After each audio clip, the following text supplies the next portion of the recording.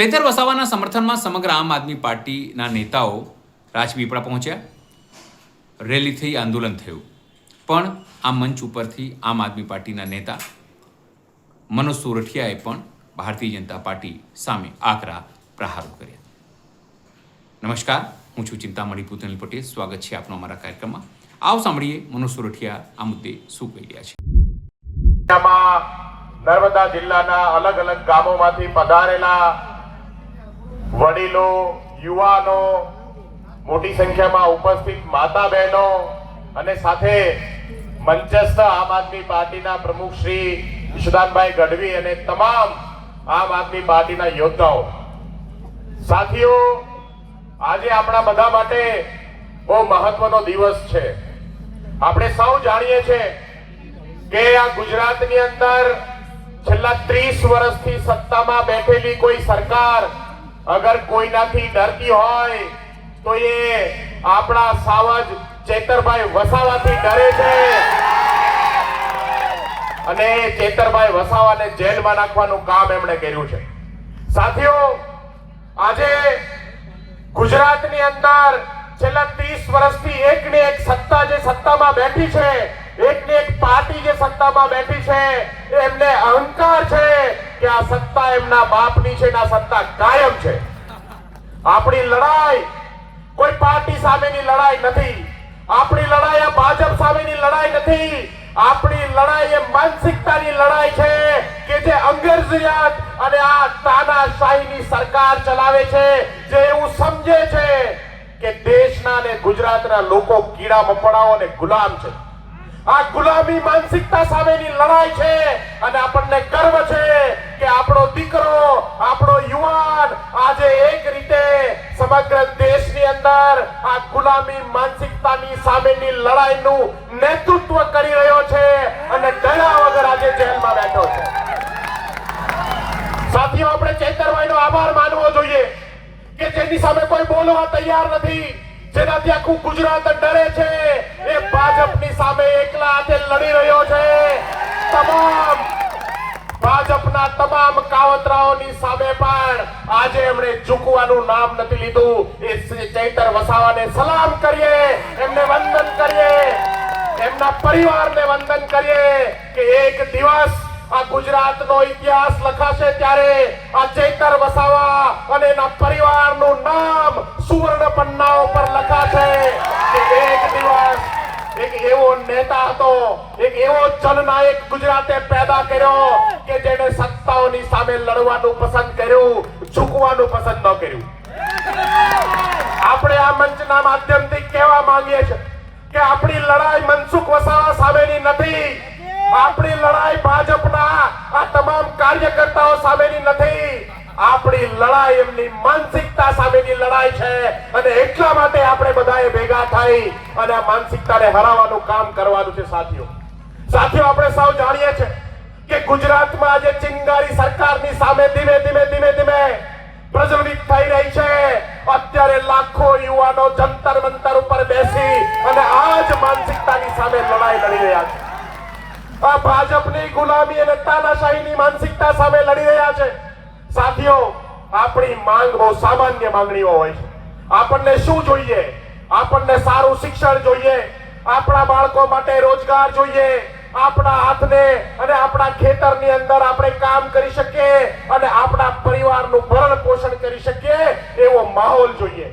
પણ આજે આ ભારતીય જનતા પાર્ટીએ સાબિત કર્યું છે કે કોઈ પણ ભોગે સામે વાળાને બેસાડીને પણ એમના ઉપર પ્રહારો કરીને, અત્યાચાર કરીને પણ માત્ર ને માત્ર સત્તામાં બેસી રહેવું છે. આજે જંતર મંતર ઉપર બેઠેલા યુવાનોની બહુ સામાન્ય માંગણી છે. એમણે મોદીજીની કિડની નથી માંગી, એમણે શિક્ષણ વ્યવસ્થા સારી થાય એના માટે માત્ર ને માત્ર એક શિક્ષણ મંત્રીનું રાજીનામું માંગ્યું છે. બહુ સામાન્ય માંગણી છે. એક સામાન્ય માંગણી છે કે જો તમે નિષ્ફળ જાઓ તો તમારે જવાબદારી લેવી પડશે. આજે હું આપ સૌને કહેવા માંગુ છું કે છેલ્લા 14 વર્ષથી ગુજરાતમાં ડબલ એન્જિન સરકાર છે, પણ ગુજરાતની અંદર પણ 35 જેટલા પેપર લીક થયા અને આપણા બાળકોના ભવિષ્યને અને આપણા બાળકોની નોકરીઓ છીનવવાનું કામ આ સરકારે કર્યું છે. પણ આપણને ગર્વ છે કે હવે ધીમે ધીમે પણ ચેતરભાઈ વસાવાની રાહ ઉપર ચાલવા વાળા હજારો લોકો આજે ગુજરાતમાં પેદા થયા છે. ગુજરાતની અંદર આજે આ ક્રાંતિનું બીજ વાવવા વાળાને ગર્વ થાય કે ગુજરાતની અંદર ધીમે ધીમે પણ ગુજરાતના લોકો એક થઈ રહ્યા છે. સાથીઓ, આપણે બધાએ ભેગા થઈ એક થઈ અને ગુજરાતની અંદર આ તાનાશાહી માનસિકતાને ઘર ભેગી કરવાનું કામ આગામી 27ની ચૂંટણીમાં કરવાનું છે. આજે ચેતરભાઈ જેલમાં છે ત્યારબાદ આમ આદમી પાર્ટીએ આપણે સૌએ સાથે મળી અને ગુજરાતને જાગૃત કરવાનું કામ કર્યું છે. નર્મદા જિલ્લાના આમ આદમી પાર્ટીના કાર્યકર્તાઓએ આપ સૌએ ઘરે ઘરે જઈ અને આ 1.5 લાખ જેટલી સિગ્નેચરો આપણે ભેગી કરી છે. આ પત્રો આપણે કલેક્ટરના માધ્યમથી રાષ્ટ્રપતિ સુધી પહોંચાડવાના છીએ. આપણે રાષ્ટ્રપતિશ્રીને કહેવા માંગીએ છીએ કે સરકારે કરેલું દમન ખોટું છે, ચેતરભાઈ વસાવા ઉપર કરેલો કેસ ખોટો છે અને ચેતરભાઈ નિર્દોષ છે. માત્ર ને માત્ર એના અવાજને દબાવવા માટે કરેલું આ સરકારી નાટક છે. સાથીઓ, આવી જ રીતે આપણી અહીંયાથી શરૂઆત થઈ. આપણે છોટા ઉદયપુર, પંચમહાલ, દાહોદ, ગોધરા, અરવલ્લી, તાપી, ભરૂચ, સુરત, નવસારી તમામ જગ્યાએ લોકો વચ્ચે જઈ સિગ્નેચરો કરીને આ પત્રોને આપણે રાષ્ટ્રપતિ સુધી પહોંચાડીશું. આપણે કહેવા માંગીએ છીએ કે ચેતરભાઈ એકલા નથી. ચેતરભાઈ સાથે માત્ર આદિવાસી સમાજ નહીં, ચેતરભાઈ સાથે સમગ્ર ગુજરાત ઊભું છે. ચેતરભાઈ ગુજરાતની આવતીકાલ છે, ગુજરાતનો આવતીકાલનો ઉગતો સૂરજ છે. ચેતરભાઈને અમે ડૂબવા નહીં દઈએ. તમારી આટલી વિશાળ સંખ્યામાં ઉપસ્થિતિ એ વાતની સાબિતી છે કે એક દિવસ ચેતરભાઈ છૂટશે પણ અને ચેતરભાઈ આ ભારતીય જનતા પાર્ટીને ઘર ભેગું કરવાનું કામ આ ચેતરભાઈ વસાવા કરવાના. સાથીઓ, અહીંયાથી આ સભા પતે પછી આપણે શાંતિપૂર્ણ રીતે બધાએ માર્ચ કરી અને કલેક્ટર કચેરી જવાનું છે. હું આપ સૌને વિનંતી કરીશ કે આપણે સાથે ચાલીશું અને વિશાળ સંખ્યામાં આપણે બધા કલેક્ટર કચેરી પહોંચી અને આ તમામ જે સિગ્નેચરો કરેલા પત્રો છે એ પત્રો આપણે ત્યાં પહોંચાડવાનું કામ કરવાનું છે. એ સાથે આપ સૌ અહીંયા લાગણીવશ ચેતરભાઈના સમર્થન માટે આવ્યા છો. આપ સૌને વિનંતી કરીશ કે હવે આસપાસના વિસ્તારની અંદર આપણે જ્યાં પણ કામ કરતા હોઈએ, જ્યાં પણ આપણા સગા સંબંધી હોય, તમામ લોકોને જગાવવાનું કામ કરો. ધીમે ધીમે દેશ એક થઈ રહ્યો છે. ધીમે ધીમે દેશ આ તાકાતવર લોકોની સામે ઊભો થઈ રહ્યો છે. મને વિશ્વાસ છે કે ગુજરાતની અંદરથી એ શરૂઆત થશે. 2027માં ગુજરાતમાં પહેલા હરાવીશું અને 2029ની અંદર દિલ્હીની ગાદી પરથી ભગાવવાનું કામ આપણે બધાએ ભેગા થઈને કરવાનું. સાથીઓ, આપ સૌનો આભાર. આપ સૌ મોટી સંખ્યામાં ઉપસ્થિત રહ્યા એ બદલ આભાર. ભારત માતા કી જય. જય જોહાર. આપણે સૌ જાણીએ છીએ કે આ ગુજરાતની અંદર છેલ્લા 30 વર્ષથી સત્તામાં બેઠેલી કોઈ સરકાર અગર કોઈનાથી ડરતી હોય તો એ આપણા સાવજ ચેતરભાઈ વસાવાથી ડરે છે અને ચેતરભાઈ વસાવાને જેલમાં નાખવાનું કામ એમણે કર્યું છે. સાથીઓ, આજે ગુજરાતની અંદર છેલ્લા 30 વર્ષથી એકની એક સત્તા જે સત્તામાં બેઠી છે, એકની એક પાર્ટી જે સત્તામાં બેઠી છે, એમને અહંકાર છે કે આ સત્તા એમના બાપની છે ને આ સત્તા કાયમ છે. આપણી લડાઈ કોઈ પાર્ટી સામેની લડાઈ નથી.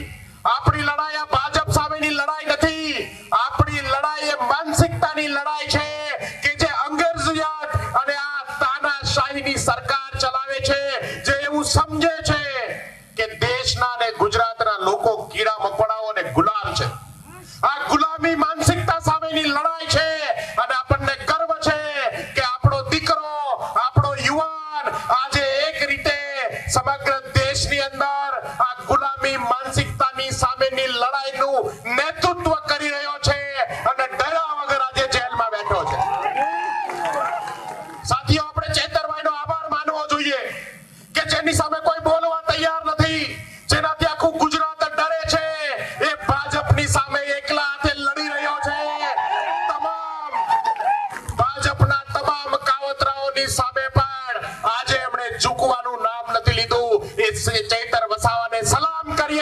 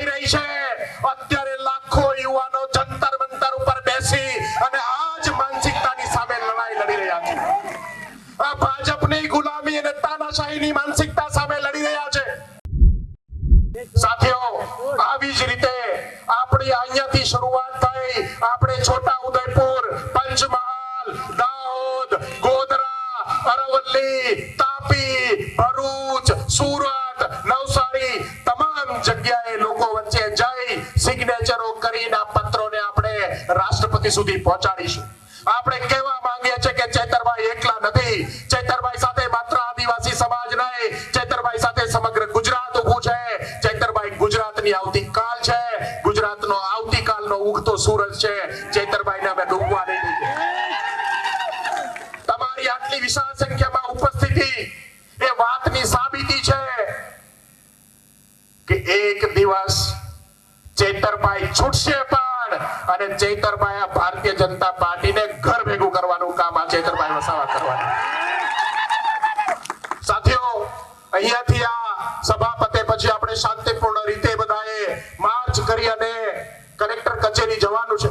હું આપ સૌને વિનંતી કરીશ કે આપણે સાથે ચાલીશું અને વિશાળ સંખ્યામાં આપણે બધા કલેક્ટર કચેરી પહોંચી અને આ તમામ જે સિગ્નેચરો કરેલા પત્રો છે એ પત્રો આપણે ત્યાં પહોંચાડવાનું કામ કરવાનું છે. એ સાથે આપ સૌ અહીંયા લાગણીવશ ચેતરભાઈના સમર્થન માટે આવ્યા છો. આપ સૌને વિનંતી કરીશ કે હવે આસપાસના વિસ્તારની અંદર આપણે જ્યાં પણ કામ કરતા હોઈએ, જ્યાં પણ આપણા સગા સંબંધી હોય, તમામ લોકોને જગાવવાનું કામ કરો. ધીમે ધીમે દેશ એક થઈ રહ્યો છે.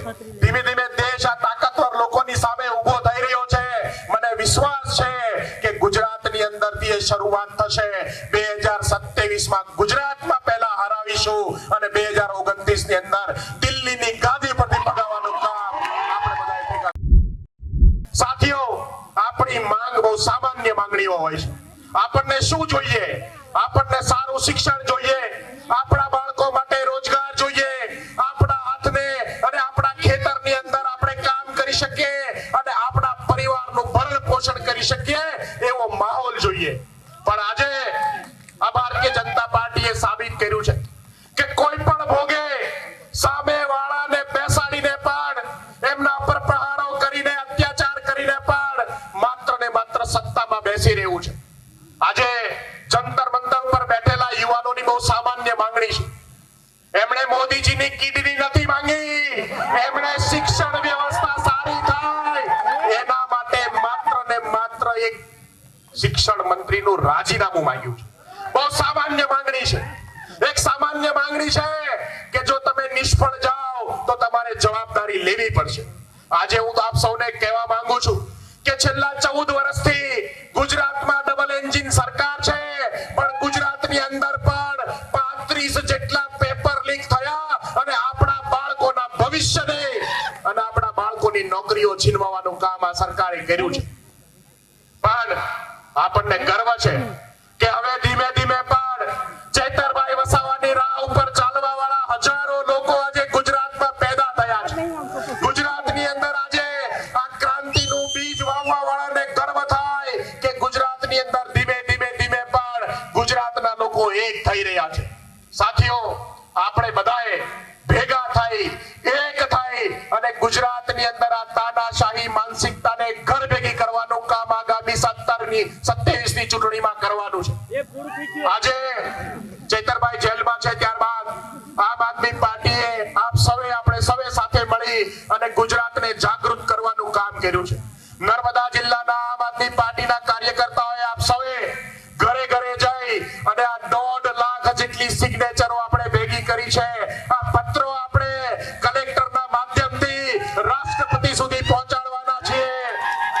આપણે રાષ્ટ્રપતિશ્રીને કહેવા માંગીએ છીએ કે સરકારે કરેલું દમન ખોટું છે, ચેતરભાઈ વસાવા ઉપર કરેલો કેસ ખોટો છે અને ચેતરભાઈ નિર્દોષ છે. માત્ર ને માત્ર એના અવાજને દબાવવા માટે કરેલું આ સરકાર. મનોજ સોરઠિયાની વાત સાંભળીને આપણે શું લાગે છે જરૂરથી અમારા કોમેન્ટ બોક્સમાં કોમેન્ટ કરજો. એ સિવાય અમારી યુટ્યુબ ચેનલ લાઈક કરો, સબસ્ક્રાઈબ કરો, બેલ આઇકન દબાવો. સાથે આવવાના ઇન્સ્ટા પેજ અને ફેસબુક પેજને પણ તમે લાઈક કરો, શેર કરો અને ફોલો કરો. અત્યાર માટે બસ આટલું જ. નમસ્કાર.